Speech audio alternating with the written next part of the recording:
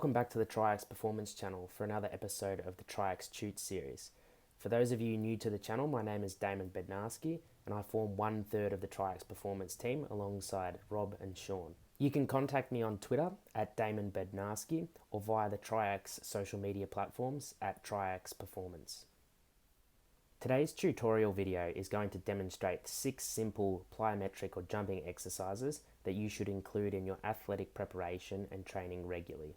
Before we get into the tutorial, I'll give you a quick overview of what plyometric exercises are and how we can prescribe these in our training. Plyometric exercises utilize a muscle function called the stretch shortening cycle.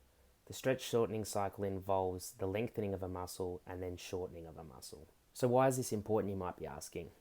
Well, this cycle is an important factor in generating force and power output during exercises that involve no counter movement, so an arm swing or run up. So jumping exercises where we start from a stationary position really rely on the stretch shortening cycle to increase jumping ability. So now we know the basics of plyometrics. How do we prescribe plyometrics into our training?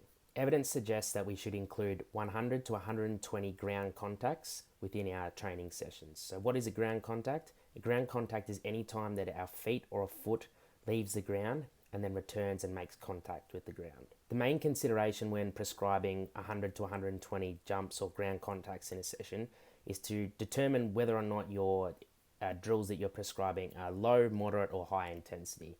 The higher intensity, the lower amount of jumps or contacts that we should be doing. So evidence suggests that for moderate intensity exercises, it should be approximately 60 as a maximum, whereas high intensity exercises should be 40 contacts. Now, what low, moderate and high mean is, so low intensity would be low level jumps where you minimally leave the ground. Moderate would be an increase in jump height or landing height.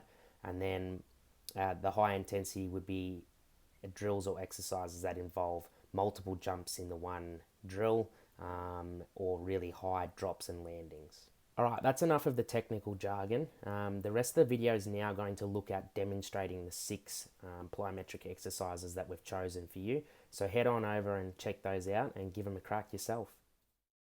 The sit to jump exercise aims to develop jump height. The top teaching points here are to aim for maximum height when jumping and brace for landing with soft knees to absorb the force. The jump for distance exercise aims to develop jump distance.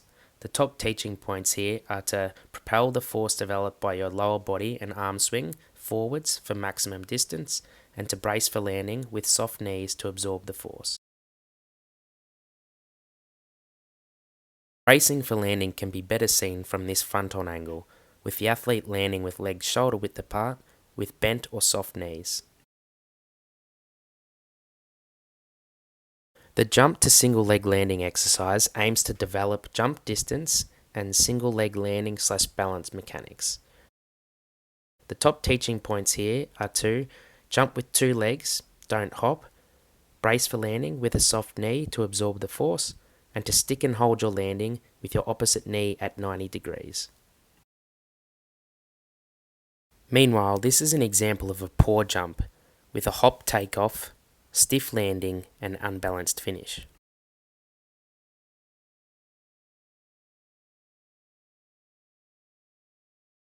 The next few clips will now show this exercise from a front-on angle.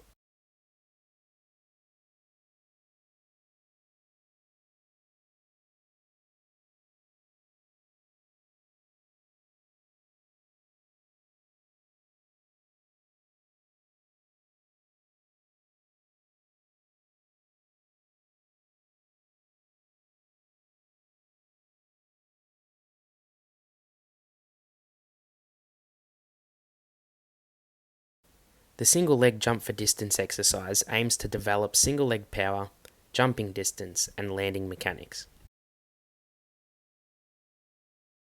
The main teaching points here are to propel your force forwards, land with a soft knee to absorb the force, and to stick and hold the landing with good balance.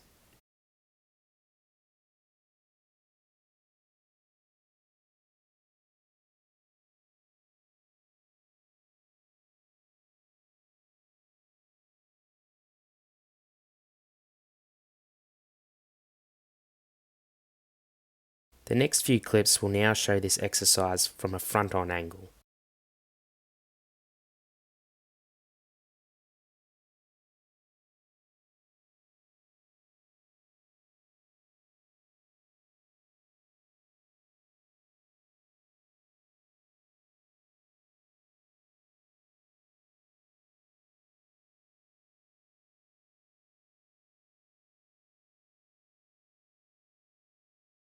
The lateral hop and hold exercise aims to develop lateral or sideways jumping power and landing mechanics. The main teaching points here are to propel your force laterally or sideways, land with a soft knee to absorb the force and avoid collapsing inwards or outwards, and to stick and hold the landing with good balance.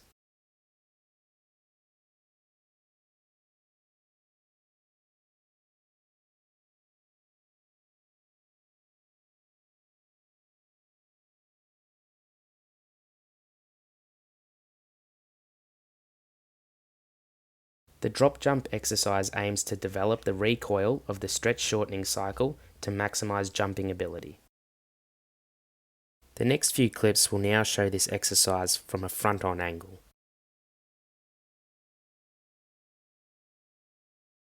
The main teaching points here are to rapidly transfer from landing to jumping, propel this force upwards, and to land with soft knees and absorb the force of the jump.